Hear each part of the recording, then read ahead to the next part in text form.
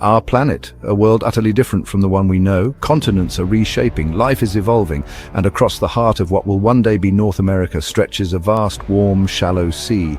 This is the Western Interior Seaway, a marine realm teeming with life, a battleground where survival is won and lost in an instant.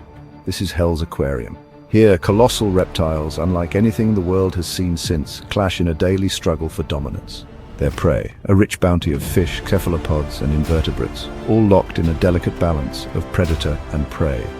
But this ancient world, vibrant though it may seem, is living on borrowed time. Forces far beyond the comprehension of even the most intelligent creatures of this time are at work. Forces that will ultimately spell doom for Hell's Aquarium and almost everything that swims within its depths. The Western Interior Seaway. A bygone world lost to the relentless march of geologic time. But how did this immense body of water come to be? Picture the Earth during the Late Cretaceous period. Volcanic activity is rampant. The atmosphere is thick with carbon dioxide. Temperatures are much higher than today. Global sea levels are rising, swallowing vast swathes of land. In North America, a perfect storm of geological events is brewing. To the west, tectonic plates collide, pushing up the land that will become the Rocky Mountains. To the east, the Atlantic Ocean continues its relentless expansion. Caught between these two forces, seawater floods the continent's interior. The Western Interior Seaway is born. This is no ordinary sea. Its warm, shallow waters are rich in nutrients, creating an explosion of life. Coral reefs flourish, providing shelter for a dazzling array of fish, crustaceans, and other marine creatures. The stage is set for the arrival of some of the most awe-inspiring predators our planet has ever seen. The Western Interior Seaway, a realm ruled by giants, among them the fearsome Tylosaurus. Imagine a creature that could rival a school bus in length. Its massive jaws, lined with rows of razor-sharp teeth, could crush bone with ease. This colossal predator was the undisputed king of the seaway. Its streamlined body, powerful tail and paddle-like limbs allowed it to move through the water with incredible speed and agility. Ambush predator was its game.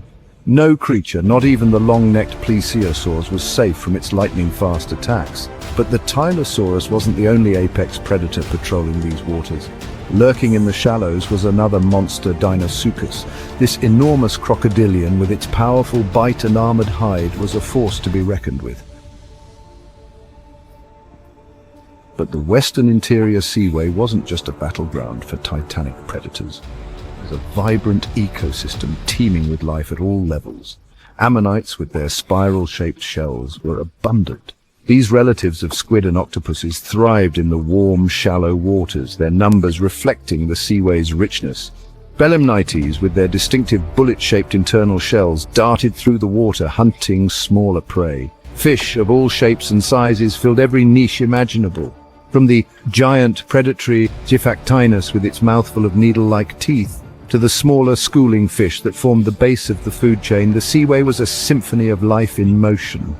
On the seabed, crustaceans scuttled amongst the corals and sponges. Echinoderms, such as starfish and sea urchins, grazed on algae and other organic matter. The sheer diversity of life in the Western Interior Seaway was staggering. It was a delicate web of interdependency where every creature played a vital role. Section 5. The Dance of Life and Death. In the unforgiving world of the Western Interior Seaway, the line between predator and prey was razor thin. Every day was a struggle for survival. The Tylosaurus, with its lightning-fast reflexes and bone-crushing jaws, was a constant threat. Schools of Gillicus, fish that could grow over a meter long, would scatter in terror as the shadow of the apex predator passed overhead. Hesperornis, flightless, toothed seabirds, patrolled the surface waters, their powerful legs propelling them through the waves in pursuit of fish.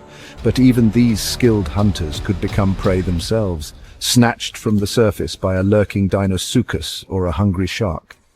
The seafloor was no less perilous.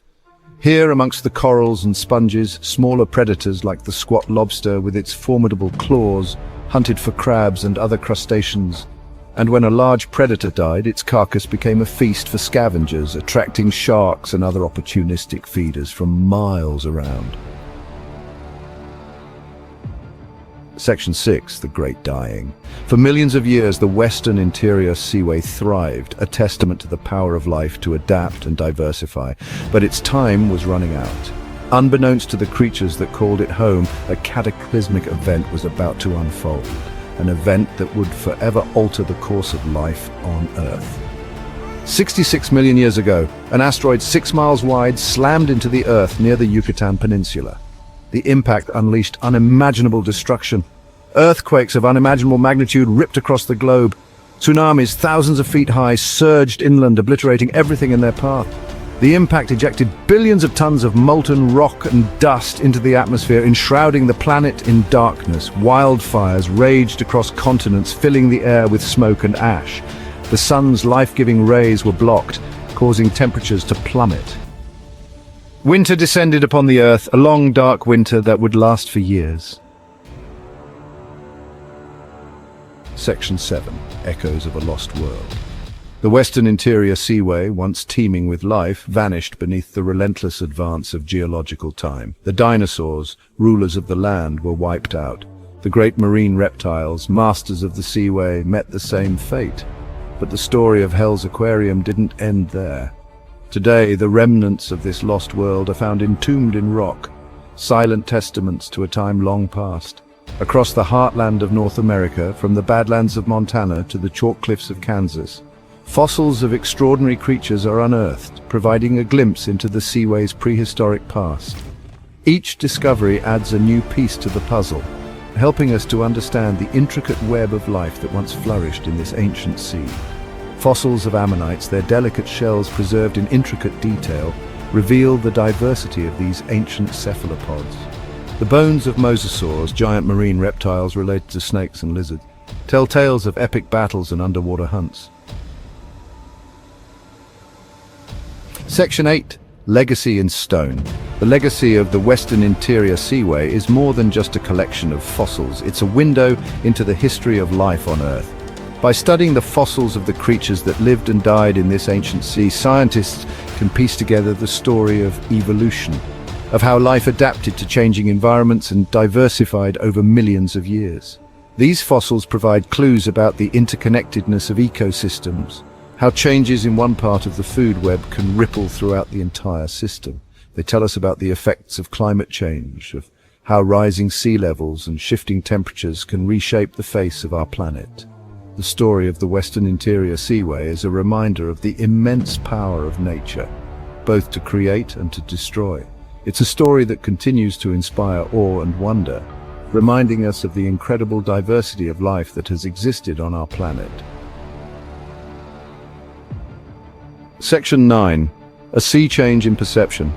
The Western Interior Seaway, though long gone, holds profound lessons for us today.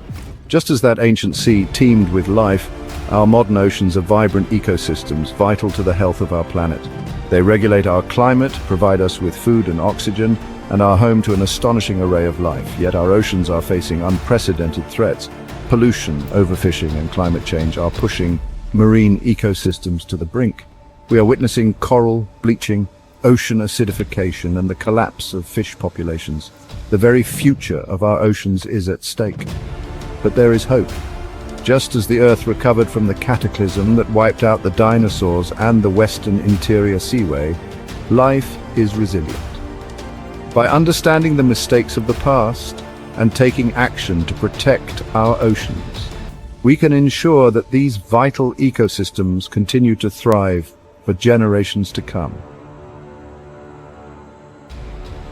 Section 10. Guardians of the Deep. The fate of our oceans rests in our hands. We must become guardians of the deep, stewards of this precious resource. By reducing our carbon footprint, we can combat climate change and its devastating impact on marine life. By supporting sustainable fishing practices, we can protect fish populations and ensure the health of marine ecosystems. By reducing plastic waste and preventing pollution from entering our waterways, we can create cleaner, healthier oceans for all creatures. Education and awareness are key. We must teach future generations about the importance of marine conservation, inspiring them to become advocates for the oceans. By working together, we can make a difference. We can create a future where our oceans are healthy, vibrant, and teeming with life, just like the Western Interior Seaway once was. Section 11, a timeless ocean. The Western Interior Seaway may be gone, lost to the depths of geologic time, but its story is far from over.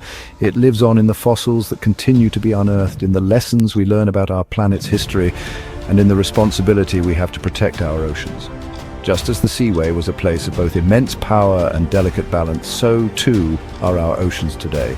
It is up to us to ensure that this delicate balance is maintained, that the legacy of the Western Interior Seaway is not forgotten, and that the symphony of life in our oceans continues to play on. The ocean, a timeless expanse, awaits our action.